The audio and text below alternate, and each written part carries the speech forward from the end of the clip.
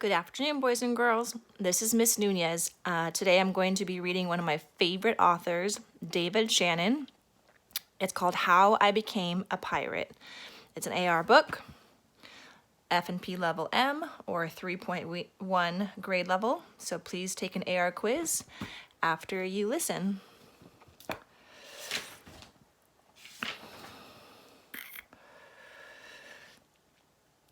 Pirates have green teeth when they have any teeth at all. I know about pirates because one day when I was at the beach building a sandcastle and minding my own business, a pirate ship sailed into view. I knew what it was because its flag had a skull and crossbones on it, and because I could hear the pirate singing, "Hey ho, blow the man down." They were a little off key.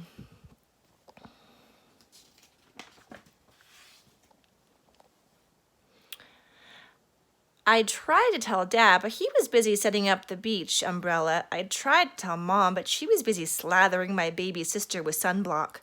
So I went back to my sandcastle, but I kept an eye on the pirates. By then, they were rowing to shore. When they landed, the head pirate climbed out of the boat and yelled, "Ahoy thar, matey! Be this the Spanish Main?" "No," I said, "this is North Beach." "Shiver me timbers," the pirate said. "We must have taken a wrong turn at Bora Bora."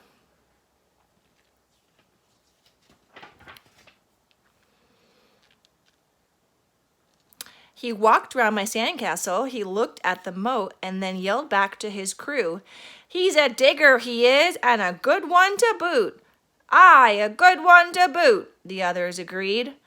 "What be your name, matey?" the head pirate asked. "Jeremy Jacobs, sir," I told him.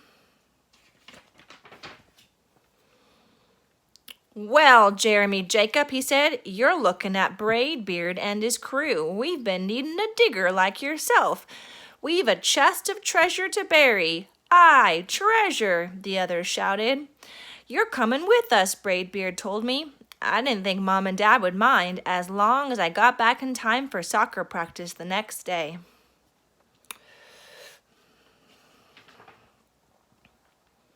That's how I became a pirate.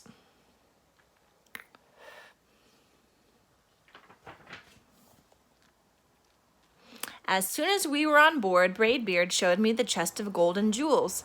"Got to find a safe place for this here treasure. It's high time we were off," he announced. "We're off," we all shouted, and then we set sail.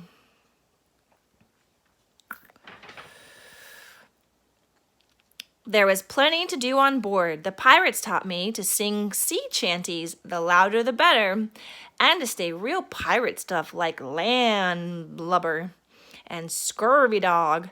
By dinner time, I could speak pirate perfectly. I also learned pirate manners. Braidbeard pounded his fist on the table and yelled, "Down the hatch, me laddies!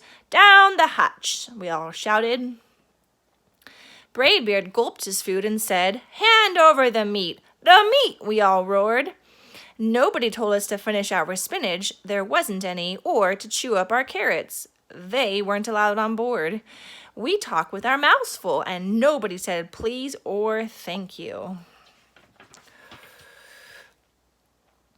After dinner, I tried to teach the pirates to play soccer.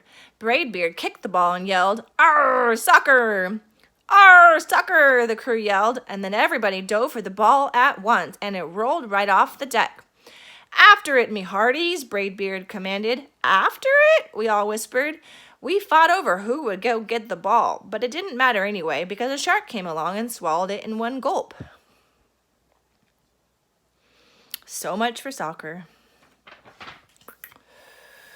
By now, it was past my bedtime, but nobody tells pirates to go to bed, to take a bath, or to brush their teeth. Maybe that's why their teeth are green. Pirates sleep with one eye open, just in case, and they don't change into pajamas unless they want to. Pirates don't do anything they don't want to except for maybe swabbing the decks. I wanted to be a pirate forever. But then I found out what else they don't do. When I couldn't stay awake any longer, I asked Braidbeard to tuck me in and read me a story. Tuck you in, he bellowed. Pirates don't tuck. No tucking, the crew cried. And the only thing they had to read was a map. Don't you have any books? I asked. Braidbeard looked confused. Books? I didn't even bother to ask about a goodnight kiss.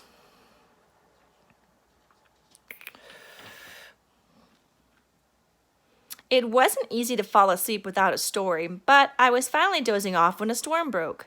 Thunder boomed and lightning flashed. I tried to hide under the covers as waves slammed up against the ship, but I kept falling out of my hammock.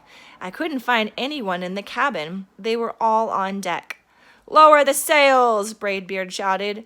Batten down the hatches. Everybody ran around yelling and lowering and battening. Nobody had time to sit close and tell me it would be over soon. Nobody even noticed me. I decided that I didn't want to be a pirate after all.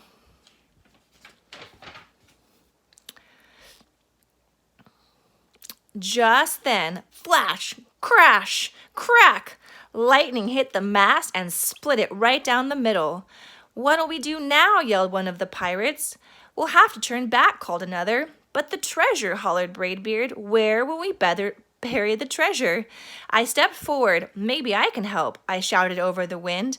I think I know the perfect digging spot.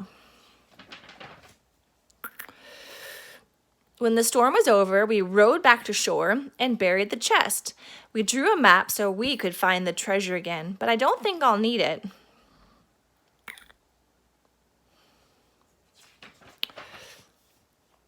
After that, the pirates repaired the ship and got ready to set sail, but before they left, Braidbeard handed me a flag and said, You make a fine pirate, Jeremy Jacob.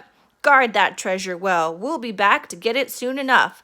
Soon enough, the crew repeated. And if you ever need us, Braidbeard added, just run the Jolly Roger up yonder pole.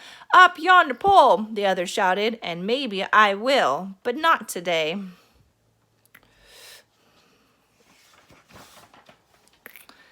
I have soccer practice. The end. All right, I hope you do well on your quiz. And tomorrow I'll be reading Pirates Don't Change Diapers.